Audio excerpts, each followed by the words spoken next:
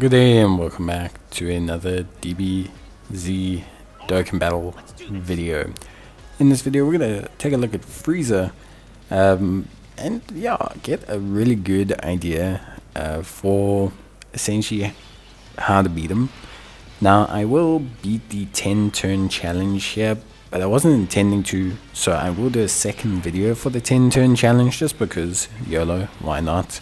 I always like to do separate videos on the missions if they can't all be done at the same time. So yeah, but realistically, Golden Frieza, very interesting. So let's talk about the fight before we kind of talk about the units. But Frieza is 4 phases. You have the first phase where you take on Sorbet, Togama, or Ginyu I guess, and Shisami, who's the red dude with horns. They each do something a little bit different. Sorbet seals you, Togama can, or Ginyu I guess, can evade attacks, and then you have obviously the red guy who boosts super attack, but nothing too crazy here. You then enter a second phase against Int Frieza. Int Frieza is immune to sealing, attack lowering, defense lowering. He also raises his own attack by 30% on his super attack. But you can stun him, so that does help. That's why I went Majin Buu team, because we do have some stuns here. So stunning Frieza does help a lot. The jump in damage that like the 3 minion guys do, and then the damage that like Frieza himself does is quite significant. I'm not gonna lie, it's quite a big jump, and you can be taken by surprise the first time. I think this is my second attempt to beat the event, because the first time I just kind of stuck my units in the way and then just wanted to see what happened. And yeah, it was definitely a jump, not like crazy, I mean not like impossible, but it was definitely a jump up, which was a bit of an issue. Then the third phase is against AGL Frieza. Here I actually believe Frieza is the strongest, so someone can correct me if I'm incorrect, but I think I'm correct. At this point, Frieza is actually at his strongest. So, like, he hits the hardest, has his highest level of damage reduction. Maybe not, but he's he's definitely at his. This I found the hardest phase, the third phase. It's also the one you're going to spend the most time on. He's immune to stunning, sealing, attack lowering, defense lowering. Just kind of your stock standard kind of guy, and he hits hard. He hits pretty hard. He hits like type advantage 300k units for like 30-40k, so he's hitting in like the 500 area, which is pretty solid. His super attacks also hit pretty hard, but then once you beat the AGL phase, you go into like this weird countdown phase where you face the strength Frieza, who's immune to stunning, sealing, tackling, and all that, but he disables evasion. And the reason he disables evasion is because he has a countdown to a very, very hard hitting attack. So very, very, very, very, very intense. So yeah, I think it's a very very hectic capabilities. Also, I believe as well, and this can also be corrected, but I believe the strength Frieza also disables surviving KO effects, if I'm correct, from his super attack. So you do, like he does this countdown attack, you do have to beat him before that attack goes off, because you can't evade it. I believe it hits super hard, and KO surviving abilities don't work. So you're kind of stuck with like, I guess having to beat him within that time period, which means you need to bring damage. And you need to bring good damage because Frieza is still relatively tanky. His health is low, but he's tanky, so you need crits. You need crits to take out his strength phase. But yeah, so that's, to surmise it, that is like the strategies in regards to Frieza. So let's talk about the team. Now, the team we are using is going to be the Majin Buu Saga team. So Majin Buu Saga, obviously great, really, really, really fun team. For me, obviously, after the Golden Week, super duper powerful. A really good team, lots of good options. Now, I went for more a super orientated team. There's no specific reason why I didn't use the boos. It's just I've been using the boos a lot, especially for no item challenges, because they are very good.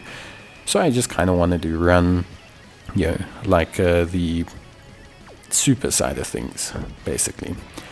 But yeah, to be honest with you, the Majin Buu Saga team is incredibly powerful. I'm using the Strength Vegito as my lead. Very, very well. Strength Goku and Vegeta Angel. Very good unit. Nice for this event because it is a little bit longer. There are challenges. Like, we beat it under 10 turns, but it is, I would probably say, at the minimum a 7 to 8 turn kind of fight. The first phase can generally take you 1, maybe 2 turns if you're unlucky, just because you have to split attacks. The second phase can definitely take 2 turns. Third phase can take 3 turns at the very minimum. And in the final phase, I think, the one after this, probably 2 turns. So I'd say at the minimum, it's probably a 9-turn fight, give or take. If you did it at absolute speed, it's still an 8-turn fight, because it is 4 phases. And I do think the Frieza, unless you get super lucky, you have some kind of super high volume damage. I think AGL Frieza takes at the bare minimum 3 turns, at least depending on your team and dupes.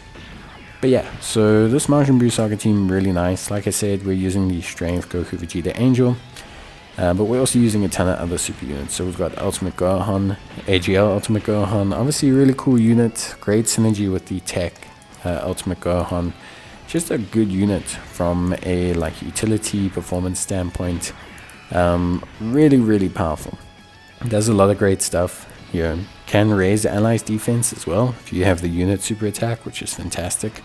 Really gives himself just a good chance. So orb changer, good damage dealer, strong defensively after super. Not the kind of unit that's going to let you down. Very much tied to second slot, but works great because obviously in the first slot he has the beast himself, Gohan Teen. So Gohan Teen, really amazing unit, to be honest with you. Like, everyone knows, he's really, really, really super duper powerful. Can just stack his defense so quickly and just pairs up great with the AGL one. So they're just a great pairing.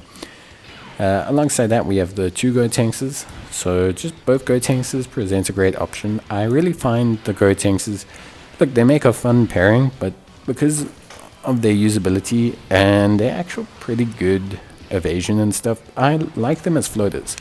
They do good damage, they don't need a lot to get going, and they're good, especially into Gotenks. You can kind of just float them around until you get the SS3 Gotenks, and then you can just kind of go ham with that Gotenks, which I think is pretty awesome. Then you have the tech one, where you can obviously just give him his 11 key if you can. That's also why I don't like pairing them up, because they actually have too much key together. So it makes using the tech one actually harder, because obviously depending on the situation, you probably want his 11 key. You can of course use his 13 key, his 12 key, but you probably want his 11 key, just hashtag just saying. But yeah, I think for me, definitely, I think that tech Gotenks and int Gotenks are great floaters, both of them. I think the super easy air was great, the int easy air was great, and I really enjoy using them. I think they're really, really solid. And then we have Super Saiyan 3 Goku. So Super Saiyan 3 Goku, great. Obviously better for shorter content, although I'd probably say this is right on the edge of where I'd say Goku is. I don't want to say it is most usable, but this is probably where I would say Goku's right on the edge of being at his peak. Because remember, he drops down, he loses that damage reduction. It does eventually drop off. And obviously then he does become a little bit weaker. But I think overall for me, he's still really solid, does a great job. Good damage dealer to have, and especially nice for the beginning phases. Defensive security, and then later on good damage, crit damage against the strength phase. So yeah, really good there. And I think that kind of covers everything. Obviously, last unit that we mentioned, which you just see kind of popping in and out, linking up with the Strength Goku Vegeta, is the physical Goku and Vegeta. So a unit that's just good for this fight. There's no real strength phase because it obviously goes into like int, then into AGL, then only into strength. And by then, you know, they will be stacked enough that they won't take tremendous damage. You might even use their Spirit Bomb at this stage as well. Just bear in mind that, yeah, the revive mechanics and everything are very, very sketchy around this fight. So try not to rely on those. But if you have enough damage, you'll beat Frieza quite comfortably. Like here, you can see, before he fires off his attack. Definitely brings some kind of strong AGL unit, bring very high volume damage dealers. You know, we're thinking like the Keflers of the world that just do insane damage.